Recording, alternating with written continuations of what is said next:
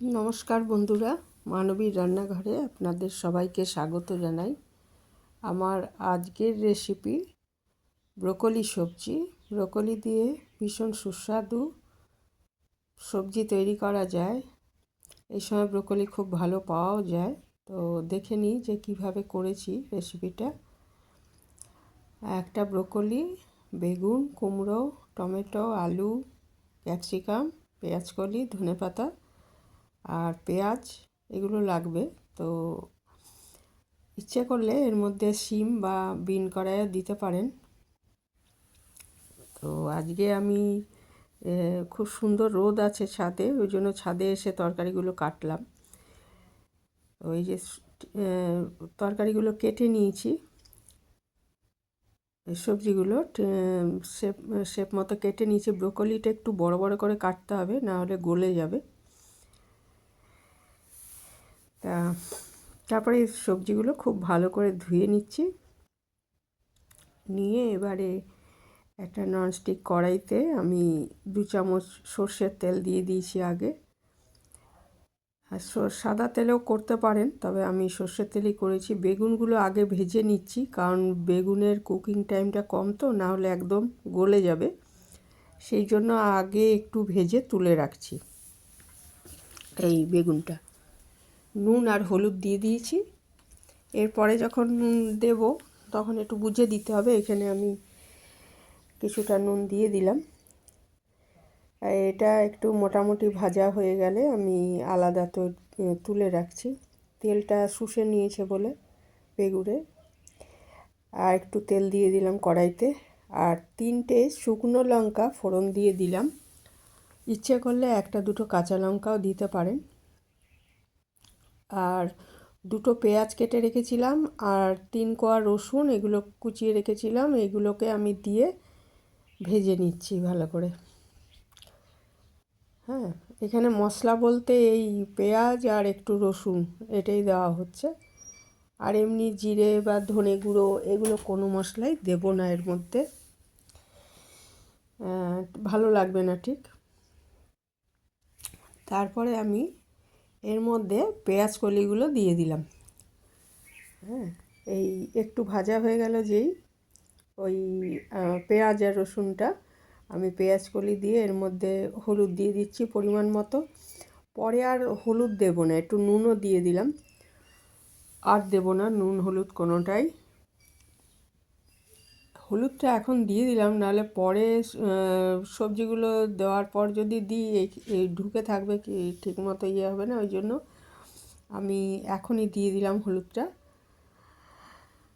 আর এরপরে আস্তে আস্তে আমি বাকি সবজিগুলো এর মধ্যে একটু ভাজা হয়ে যাওয়ার পর, পেঁয়াজ কলিটা যে একটু ভাজা হয়ে যাবে 1-1.5 মিনিট, তখন এই সবজিগুলো আস্তে আস্তে দিয়ে দিচ্ছি। দেখুন ব্রোকলিগুলো কিন্তু আমি অনেক বড় করে কেটেছি, না হলে কিন্তু গলে যাবে একদম। ফুলকপি যেমন সেদ্ধ হতে দেরি হয়, ব্রোকলি কিন্তু খুব তাড়াতাড়ি সেদ্ধ হয়ে যায়, তাই একটু বড় করে কাটা হয়েছে। আর একটু গাজর আর মটরশুঁটি আর রেড বেল পেপার ছিল, স্যুপ বানিয়েছিলাম, সেইগুলো একটু ছিল, এইগুলোও আমি দিয়ে দিলাম এর মধ্যে, যেটা আমি আগে দেখাইনি।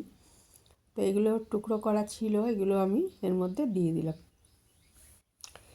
দিয়ে আমি একটু ঢাকা দিয়ে দিচ্ছি। একটু ঢাকা দিলে কি হবে, এই সবজিগুলোর থেকে জল বেরিয়ে আসবে। এই রান্নাটার মধ্যে আমি 1 ফোঁটাও জল ব্যবহার করিনি। এই সবজির থেকেই যা জল বেরিয়ে এসছে তাতেই সেদ্ধ হয়েছে সবজিটা, তাহলে খেতে ভালো লাগবে। জল দিলে কিন্তু ভালো লাগবে না। আর দেখুন আমার একটু ভুট্টার দানা ছিল, ওই স্যুপ করার জন্যেই এনেছিলাম, সেটার দানাটা ছিল, আমি সেটাও দিয়ে দিলাম। বেশ ভালো লাগে এটার মধ্যে এরকম সুইট কর্ন যদি দেওয়া হয়, তাহলে খুব ভালোই লাগে। তো এইভাবে এই সবজিগুলো এবারে আমি এই সমস্ত উপকরণগুলো আমি ভালো করে এটা মিশিয়ে দেব। দিয়ে আমি আবার ঢাকা দিয়ে এটাকে রান্না করব। রান্নাটা কিন্তু বারবার একটু ঢাকা দিয়ে আবার ঢাকা খুলে দেখে নিতে হবে যে আবার ঢাকা দিয়ে দিলাম, দেখে নিতে হবে যে জলটা শুকিয়ে গেল কি না, হ্যাঁ, সেদ্ধ হলো কি না সবজিটা। এইভাবে ঢাকা দিয়ে আবার ঢাকাটা খুলে আবার একটু, আর আঁচটা কিন্তু আমি একদম কম রেখেছি, না হলে কী হবে সবজিটা তলায় লেগে যাবে আর সেদ্ধ হবে না এদিকে।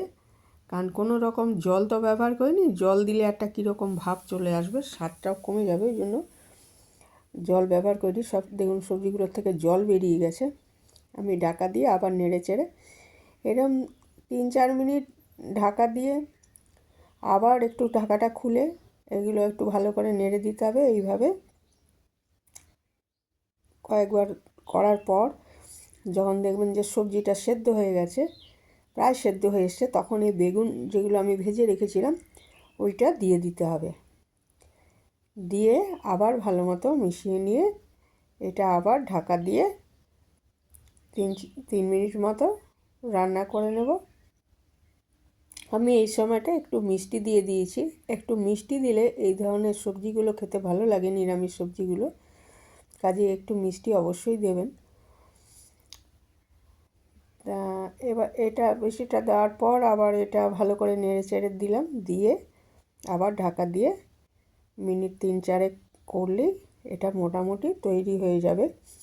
এবার ঢাকাটা খুলে আমাকে দেখতে হবে যে সবজিগুলো সেদ্ধ হয়েছে কিনা। যদি সেদ্ধ হয়ে গিয়ে থাকে তো এই ক্ষেত্রে জলো ভাব থাকলে তখন লাস্টে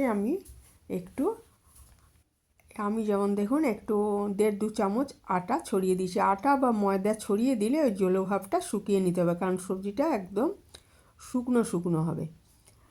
আর এই সবজিটাকে কিন্তু ভাতের সাথেও ভালো লাগে, তবে রুটি বা পরোটার সাথে কিন্তু অনেক বেশি ভালো লাগে। তো রাত্রিবেলাও এটা যারা রুটি খান এরকম একটা সবজি বানিয়ে নিতে পারেন, খুবই ভালো লাগে খেতে। আর লাস্টে একদম ধনেপাতা ছড়িয়ে দিলাম, দিয়ে একটু ভালো করে নাড়াচাড়া করে নিলেই ব্যাস পরিবেশনের জন্য সবজিটা রেডি হয়ে যাবে।